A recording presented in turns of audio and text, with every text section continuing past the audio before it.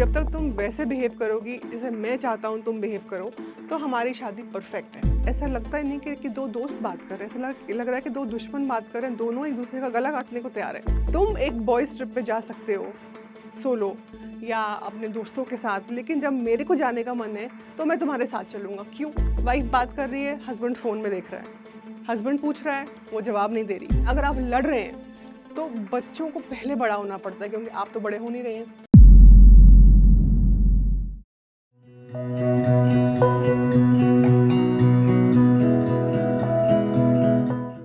नमस्कार, मेरा नाम है शिवानी मिस्री साधु। मैं एक साइकोलॉजिस्ट और एक कपल थेरेपिस्ट हूँ। मैं साउथ दिल्ली डिफेंस कॉलोनी में प्रैक्टिस करती हूँ। मैं कपल थेरेपी पिछले 13 सालों से कर रही हूँ। आज का जो टॉपिक है कि कौन से ऐसे रीजंस हैं जिसके कारण रिलेशनशिप्स में प्रॉब्लम होती है। मुझे लगता है कि आज की डेट में हर एक रिलेशनशिप में कोई ना कोई प्रॉब्लम है, किसी में कुछ, किसी में कुछ। अगर हम रिलेशनशिप में प्रॉब्लम्स की बात करें तो स्टार्टिंग फ्रॉम डिसरिस्पेक्ट। इतने सारे कपल्स को मैं देखती हूँ अपने पर्सनल लाइफ में, अपने प्रोफेशनल लाइफ में। I think almost everybody is disrespectful towards their spouse. अब मेरे पास ऐसे कपल्स आते हैं जब मैं उनको बोलती हूँ कि आप बड़े डिसरिस्पेक्टफुल हैं अपने पार्टनर से, तो मुझे काफ़ी बार सुनने को मिलता है, अरे हम तो नहीं चिल्लाते, हम तो नहीं मारते एक दूसरे को, तो आप कैसा कह रही हैं कि हम डिसरिस्पेक्टफुल हैं। डिसरिस्पेक्ट सिर्फ मारना नहीं होता। Disrespect comes in many forms. Disrespect जब आप इंटिमिडेटिंग लगते हैं अपने पार्टनर को, जब आप थ्रेटन करते हैं अपने पार्टनर को, जब आप टॉन्ट मारते हैं अपने पार्टनर को, when you are sarcastic towards your partner, when you roll your eyes towards your partner, जब आप अपने पार्टनर को ये मैसेज कन्वे करते हैं बातों में या बॉडी लैंग्वेज में कि I am better than you, so you better listen to me and shut up. Disrespect हमें लगता है कि इट इज़ जस्टिफाइड बिकॉज मेरे पार्टनर ने मुझे हर्ट किया तो मैं उसके ऊपर चिल्ला सकता हूँ, मेरे पार्टनर ने मेरे को अब्यूज़ किया तो मैं उसके साथ बदतमीज़ी कर सकती हूँ। लेकिन जो भी आपके पार्टनर ने किया है आपको खुश करने के लिए, आपको दुखी करने के लिए, आप उनको डिसरिस्पेक्ट नहीं कर सकते। Respect in a relationship is non negotiable. आप कुछ भी हैं, आप आराम से बात करिए, आप सेम बात आराम से कन्वे कर सकते हैं, लेकिन उसके लिए आपको बदतमीज़ी करने की, उसके लिए आपको ह्यूमिलिएट करने की, उसके लिए आपको बिरेट करने की, उसके लिए आपको अपने पार्टनर को डिसरिस्पेक्ट करने की कोई ज़रूरत नहीं है। कंट्रोल। हम बात करते हैं कंट्रोल की। नाउ कंट्रोल क्या होता है? कंट्रोल ये होता है कि एक देखिए दो टाइप के कपल्स होते हैं, हेल्दी और अनहेल्दी। सारे कपल्स लड़ते हैं। कपल को कोई रीज़न नहीं चाहिए होता लड़ने के लिए, वो किसी भी बात पे लड़ सकते हैं। लेकिन जो हेल्दी कपल्स होते हैं वो एक दूसरे को डिस्ट्रॉय नहीं करते। कंट्रोल की जहाँ तक हम बात करते हैं, जब तक तुम वो करोगी जो मैं चाहता हूँ तुम करो, जब तक तुम वैसे बिहेव करोगी जैसे मैं चाहता हूँ तुम बिहेव करो, तो हमारी शादी परफेक्ट है। That is what control means. मेरे को ये फ्रीडम होनी चाहिए वो करने की जो मैं करना चाहती हूँ, बिकॉज मैं भी एक इक्वल हूँ इस रिलेशनशिप में। लेकिन जब मैं अपने तरीके से ज़िंदगी जीना चाहता हूँ या जीना चाहती हूँ और वो आपको पसंद नहीं आ रहा, then the other person tries to control the other person. इतने सारे कपल्स आते हैं, वो मुझे कहते हैं मैं जिम नहीं जा सकता, मैं अपने सैलून, अपने वाले मनपसंद सैलून में बाल नहीं काट सकता, मैं ब्लैक कलर नहीं पहन सकता, मैं रेड कलर नहीं पहन सकती। क्यों? क्यों इतना कंट्रोल है? कैसे आपको लगता है कि अगर आप कंट्रोल कर रहे हैं अपने पार्टनर को तो वो आपको एक खुशहाल रिलेशनशिप की तरह लेके जाएगा? वो नहीं लेके जा सकता। तीसरा, ब्लेम। मुझे लगता है मैं इतने इंडियन कपल्स के साथ ज़्यादा काम करती हूँ। Indians are used to blame each other, they are used to attack each other. आपको कोई भी चीज़ अच्छी नहीं लगती, आप उसको ब्लेम करते हैं। एक ही चीज़ को बोलने के दो तरीके हैं। You never spend time with me, तुम कभी मेरे साथ टाइम स्पेंड नहीं करते। दूसरा तरीका इसी बात को बोलने का, I miss being with you, can we spend some time together?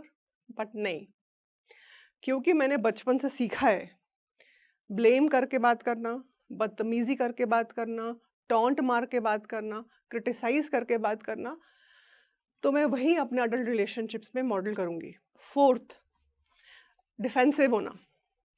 आपने मेरे से बोला कि आपने ये नहीं किया, बट मैं अपनी गलती ना मानते हुए आपके ऊपर वापस ब्लेम डाल दूं और कोई अकाउंटेबिलिटी ना लूं अपने बिहेवियर की, तो defensiveness. Defensiveness is one of the most difficult traits in relationships. जब मैं अपनी गलती मानने को तैयार ही नहीं हूँ, तो मैं ठीक किस चीज़ को करूँगी? राइट? सो रिलेशनशिप में ये बहुत पैटर्न देखा जाता है कि अगर मैं आपसे अपना कोई बात शेयर कर रही हूँ और उस बात को अंडरस्टैंड करने के बावजूद के बजाय आप मेरे को अटैक कर रहे हैं, आप कह रहे हैं नहीं मैंने तो नहीं किया, तुमने उस दिन ये किया था, so it doesn't solve anything, so it's a very toxic trait. Jealousy, तुम क्यों उस लड़के से बात करती हो? जब मैं तुमको देखता हूँ तुम क्यों 4 लड़कों में घिरी हुई रहती हो? तुम इससे क्यों मिलने जा रही हो? तुम उससे क्यों बात करते हो? जेलसी एंड कंट्रोल अगेन, क्यों? अगर आपका रिलेशनशिप सिक्योर है अपने पार्टनर से, तो क्यों आपका पार्टनर ऑपोजिट जेंडर के इंसान से बात नहीं कर सकता? क्या आपको लगता है कि आपका रिलेशनशिप इतना कमज़ोर है कि अगर वो उससे बात कर लेगा या कर लेगी तो आपकी रिलेशनशिप की जो नींव है वो हिल जाएगी?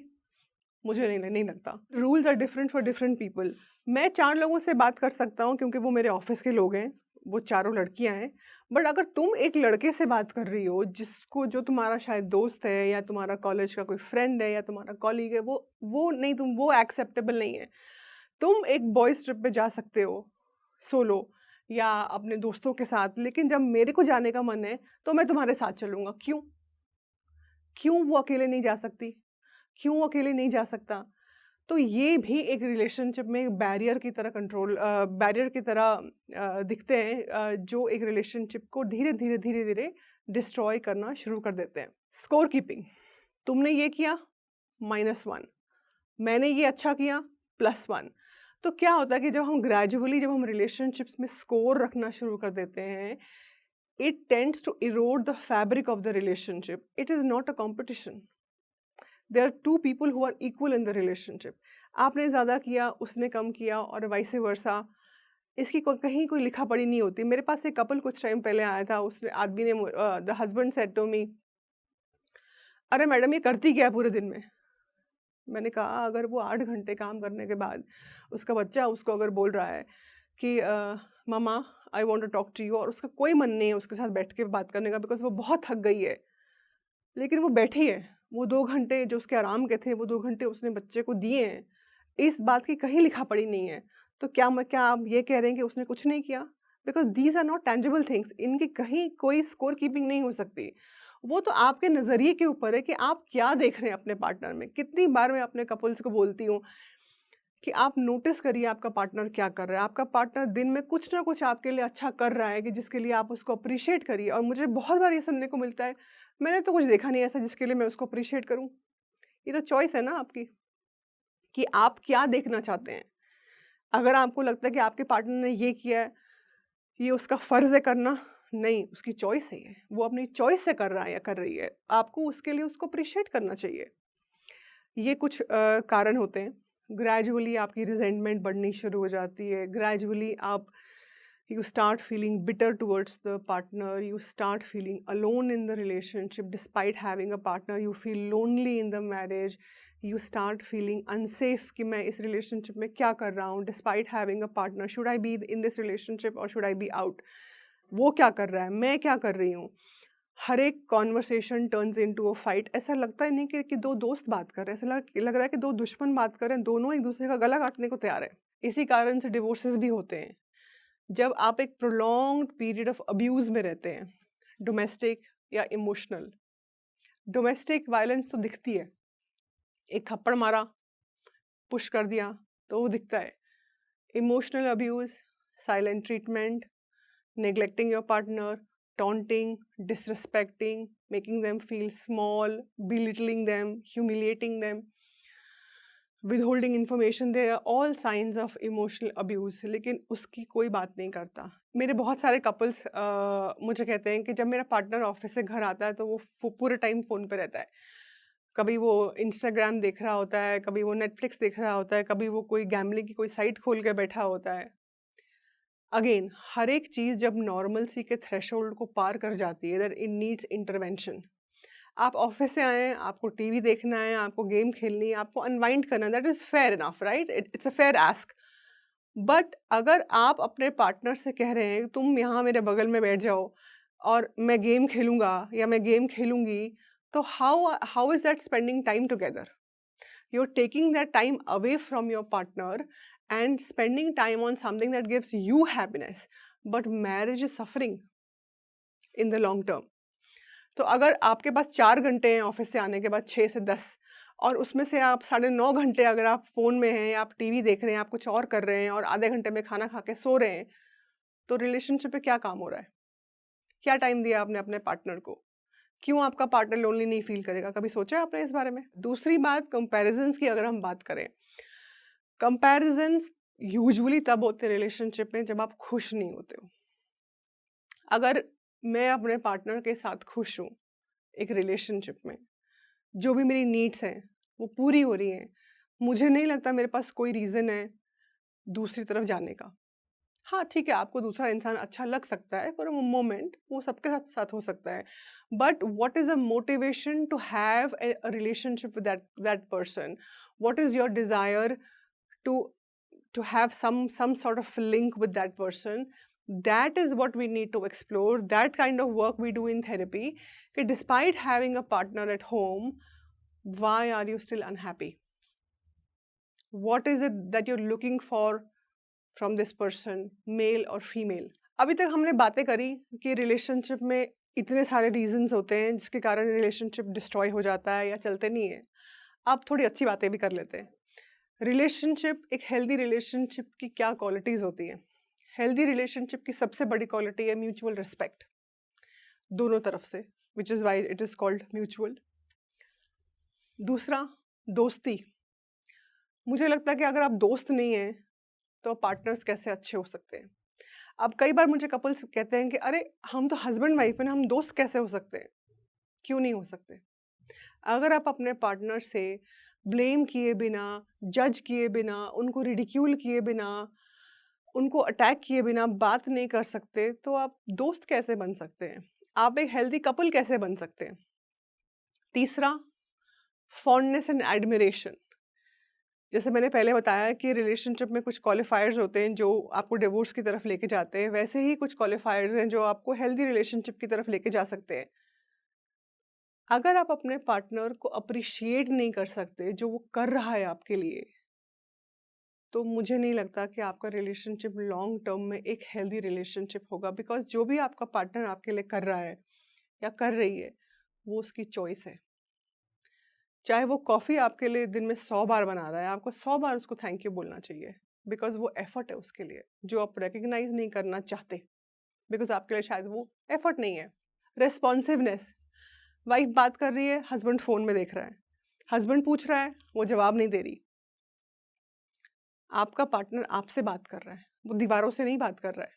तो आपको ये समझना पड़ेगा कि आपके पार्टनर को आपको वो अटेंशन देना पड़ेगा, वो रिस्पॉन्स जो वो चाहता है आपसे दे, ठीक है? रिलायबिलिटी। एक रिलेशनशिप में रिलायबिलिटी बहुत इंपॉर्टेंट फैक्टर है, जहाँ पे आप आपका पार्टनर को ये सिक्योरिटी है कि I can rely on this person. Nobody wants to be in an unsafe relationship. आपको वो रिलायबिलिटी प्रूव करनी पड़ेगी कि हाँ, even if something goes wrong, I am there, you can depend on me. Dependability, reliability. मुझे बहुत बार मेरे couples बोलते हैं, अरे हम बच्चा कर लेंगे, या मेरे पेरेंट्स कहते हैं कि एक बच्चा कर लो तो सब कुछ ठीक हो जाएगा, एक पेट रख लेते हैं, हमारा रिलेशनशिप ठीक हो जाएगा। जब आप एक दूसरे की रिस्पॉन्सिबिलिटी ही नहीं ले सकते, जब आप एक दूसरे के लिए सपोर्ट नहीं कर सकते, जब आपका खुद का बॉन्ड हिला हुआ है, जब आपके खुद की रिलेशनशिप की फाउंडेशन हिली हुई है, तीसरे इंसान को लाके you are just adding more chaos to the relationship. जब आप लोग ही इतना लड़ रहे हैं तो वो सेफ कैसे हो सकता है? So before you start planning for a child, I think you should first make your relationship safe and emotionally fulfilling, ताकि बच्चा आपको देख के ये समझे, आपके रिलेशनशिप को देख के वो ये विजडम ले कि अगर रिलेशनशिप ऐसी होती है तो मुझे ऐसा ही रिलेशनशिप चाहिए इन माय अडल्टहुड।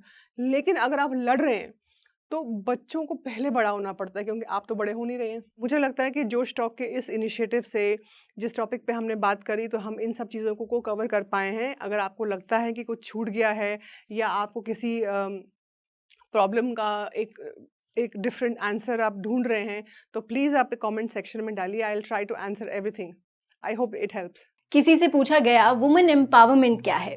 किसी ने बोला अपने पैरों पर खड़ा होना, तो किसी ने कहा खुद के फैसले खुद से लेना, जिसका एक ही मतलब है फाइनेंशियली इंडिपेंडेंट होना।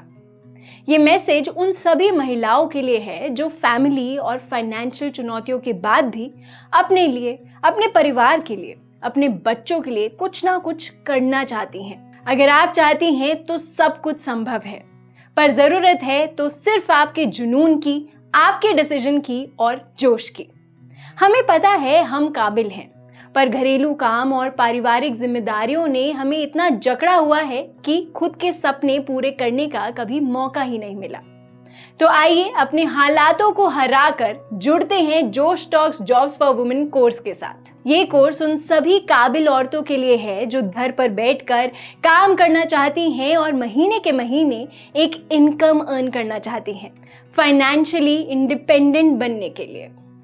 अब खुद को रोकने का नहीं बल्कि आगे बढ़ने का समय है। पर कैसे, ये जानने के लिए नीचे दिए गए लिंक पर क्लिक करें।